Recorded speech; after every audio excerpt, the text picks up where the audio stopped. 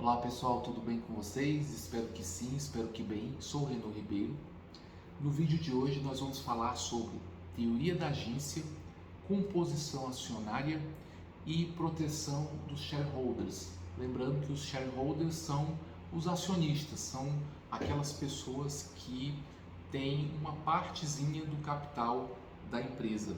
A teoria da agência se refere ao conflito de interesses entre os shareholders, que são os detentores de partes do patrimônio, e os gestores, o CEO, as pessoas que vão efetivamente executar aquilo que foi decidido pelo conselho, né?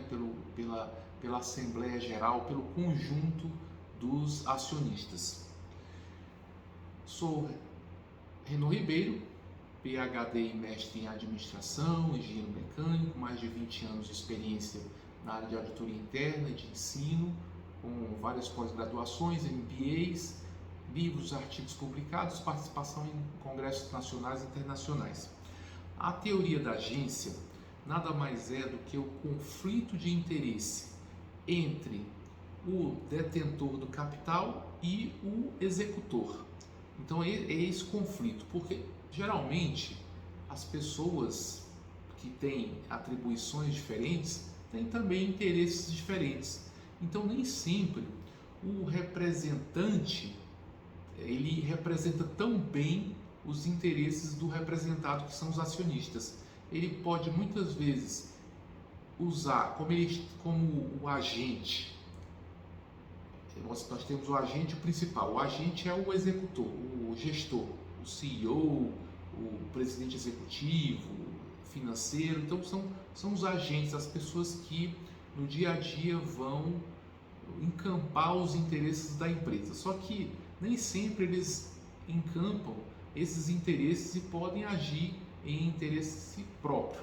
Então a empresa dispõe de mecanismos de governança que vão tentar coibir esses abusos, ou seja, os interesses dos agentes não podem se opor aos interesses do principal, que são, em última análise, os donos da empresa.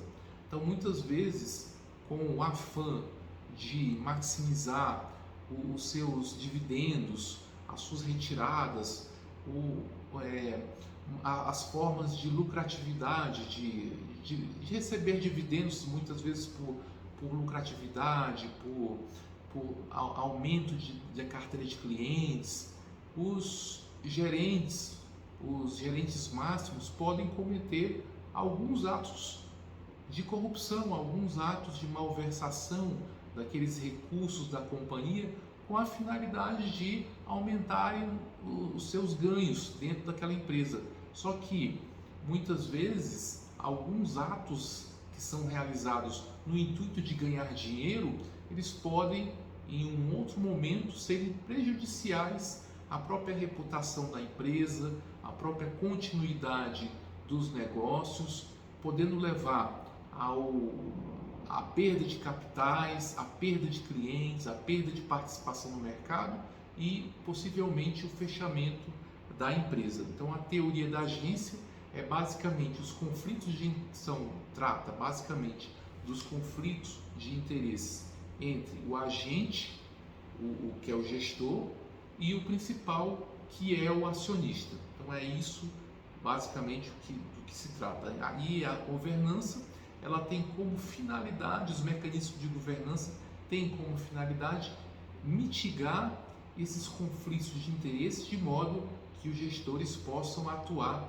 em favor dos interesses dos acionistas. A composição acionária, ela deve tanto privilegiar os acionistas majoritários como os minoritários. Então essa composição, que hoje em dia ela é muito pulverizada, muito espalhada, ela não deve ocorrer em detrimento dos acionistas minoritários, que são aqueles às vezes que estão investindo as suas economias, a poupança de uma vida toda para garantir uma aposentadoria, uma vida digna. Então, o interesse dessas pessoas, dos acionistas minoritários, não pode ser prejudicado em benefício dos acionistas majoritários.